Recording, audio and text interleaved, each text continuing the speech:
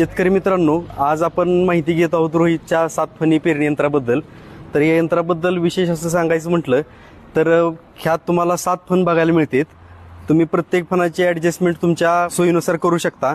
कमीत कमी 5 इंच ते जास्तीत जास्त 12 इंचापर्यंत तुम्ही ॲडजस्टमेंट करू शकता. ह्यामध्ये तुम्हाला पेरणीची बाजू पाठीमागच्या बाजूला आणि खताची बाजू पुढच्या साईडला मिळते.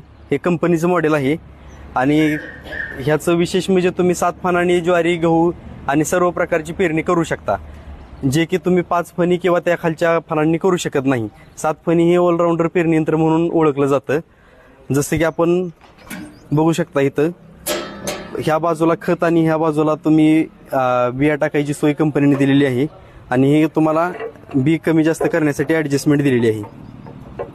अशा प्रकारे रोहित कंपनीचे आपल्याकडे सर्व मॉडेल उपलब्ध आहेत. जसं की 1 फणापासून 11 फणापर्यंत सर्व मॉडेल उपलब्ध आहेत आणि त्याच्यावर आपल्याला गव्हर्नमेंटकडून जवळजवळ 50% सबसिडीची सवलत सुरू आहे.